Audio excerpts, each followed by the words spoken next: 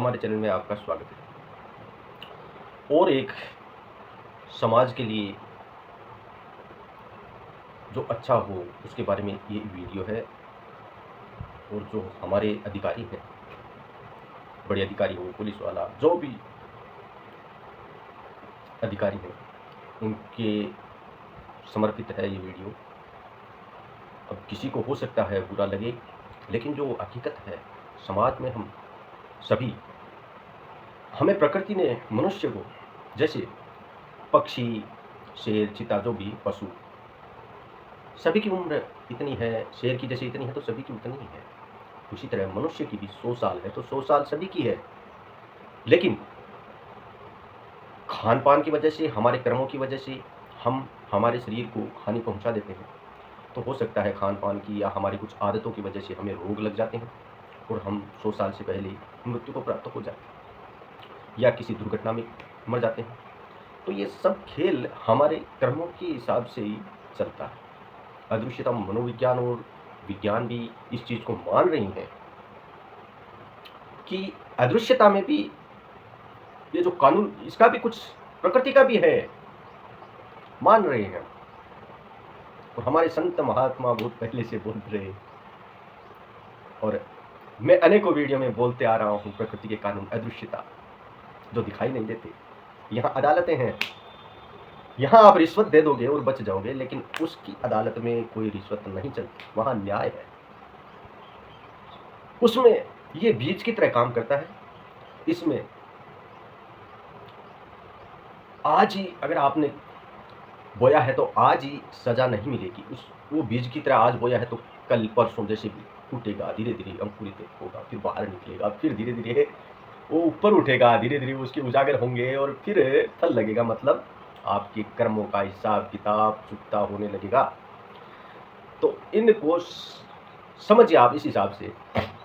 किसी भी कार्य को करने से पहले, जैसे हम आग जला रहे हैं और ऐसी जगह जला दिया जहाँ नुकसान हो, कि कोई चीज़ जलने का डर, मूल्यवान चीज़ें जलने का डर, इंसानों को क्षति पहुंचाने का डर, तो ऐसी जगह आग लगाओगे तो हानि ही हानि होगी।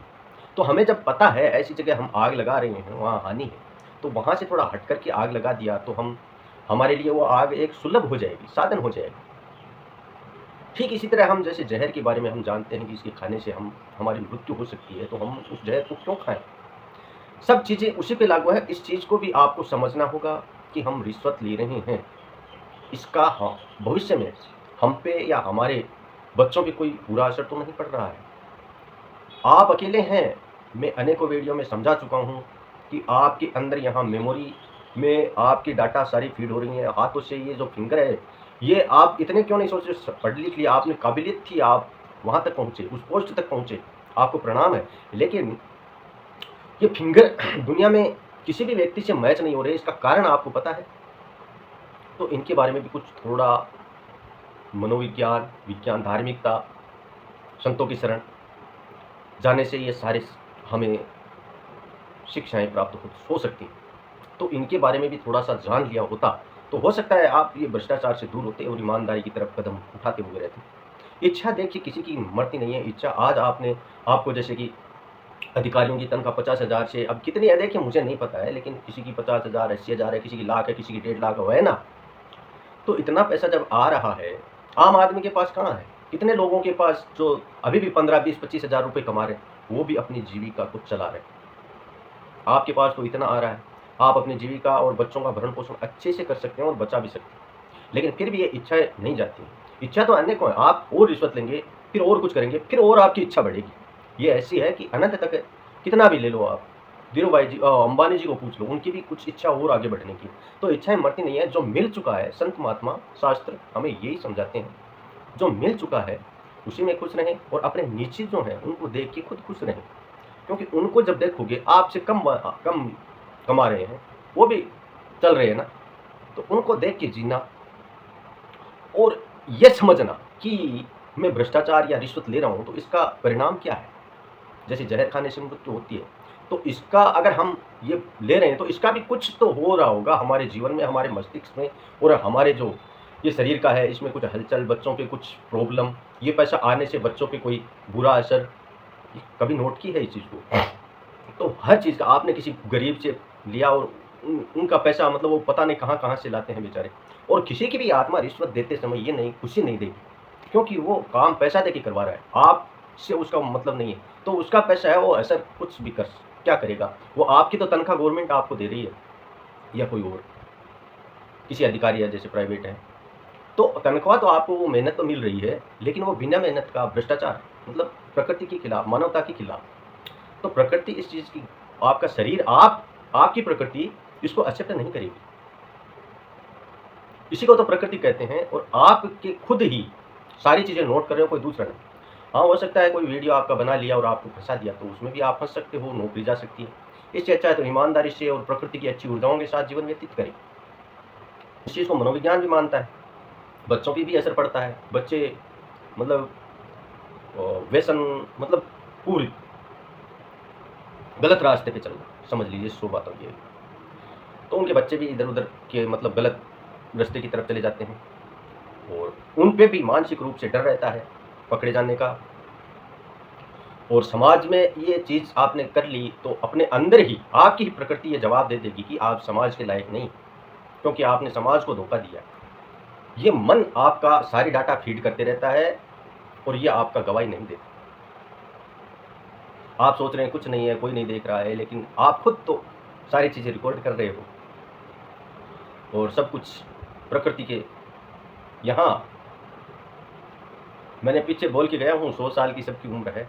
अब चाहे आप उसको खान-पान गलत की वजह से पहले खराब कर लो और या अच्छे से जीवन ऊर्जाओं का अच्छी तरह है इस्तेमाल करके और अच्छा जीवन जी करके चले जाओ। वो तो हम पे ही निर्भर करता है, हमारे कर्मों पे ही निर्भर करता है। इसलिए 100 बात की एक बात, वीडियो का एक ही निचोड़, सत्यता, ईमानदारी से जिए और सबको ये संदेश दें कि मानवता के खिलाफ जाने से क्या होता है। और ऐसे में वीडियो में बहुत सारी जानकारियाँ और हमारे ब्लॉग पे बहुत सारे पोस्ट लिखते रहता हूँ, तो उन पोस्टों को भी आपको पढ़ना चाहिए, उनसे आपको प्रेरणा मिलेगी। लेकिन ज्ञान के लिए कुछ भी करने से पहले, इस्तेमाल मतलब प्रयोग करने से पहले या तो किसी गुरु की शरण में रहें या कोई आयुर्वेद, योगाचार्य इनकी शरण में रहें या कोई चिकित्सक हो, इनका जानकार हो, उनकी शरण में रह करके आगे कदम उठाएं। अन्यथा हो सकता है आपको मालूम नहीं है और आप ऐसे कुछ भी कदम उठा लिया, हो सकता है आपको मानसिक रूप से कोई प्रॉब्लम हो। इसलिए कभी भी कहीं भी देख करके कोई कार्य कुछ भी न करें, किसी जानकार के संपर्क में रह करके करें, यही हमारे लिए अच्छा होगा। तो भ्रष्टाचार की इन बातों को आप कुछ थोड़ा बहुत समझ गए होंगे, तो इस वीडियो को शेयर कर दीजिए, उन अधिकारियों तक पहुँचे जो रिश्वत लेते हैं और किसी गरीब की हो सकता है हाय बददुआ उनको या उनके परिवार को न लगे और प्रकृति में और उनका जो मन स्ट्रोंग रहे, इसके लिए इन सब चीज़ों को त्यागें। नहीं तो उनका मन और मस्तिष्क और उनके शरीर में अपने आप भ्रष्टाचार लेने से कमज़ोरियाँ और उनके बच्चों पे बुरा प्रभाव हो सकता है पड़े। मैं गारंटी तो नहीं देता हूँ ये होगा, लेकिन हम जब इतिहास पढ़ते हैं तो इनका पता चलता है और ये हमने कहीं-कहीं देखा भी है, महसूस किया है। इसलिए मानवता के लिए मैं ये वीडियो डाल रहा हूँ। बाकी सबकी अपनी-अपनी इच्छाएँ हैं, कोई मानता है, कोई नहीं मानता है। लेकिन सत्यता इसमें ज़रूर है कि हम कोई भी गलत कार्य करते हैं, उसकी परमात्मा सज़ा एक न एक दिन ज़रूर देता है। किस रूप में, कहाँ देता है, हमें पता नहीं चलता है। अगर सुखी जीवन जीना है, सत्यता की तरफ लौटें, प्रकृति के साथ रहने की कोशिश करें, परमात्मा की शरण में रहें और अपने कार्य को आगे ईमानदारी से बढ़ाते रहें। प्रफुल्लित तभी आप रह सकते हैं। प्रफुल्लित और आनंदित रहना है तो ये कदम उठाना ही होगा, अन्यथा आपको शांति नहीं मिलेगी मन की। आगे आपकी इच्छा है। जय हो प्रकृति परमात्मा, जय सत्य साई।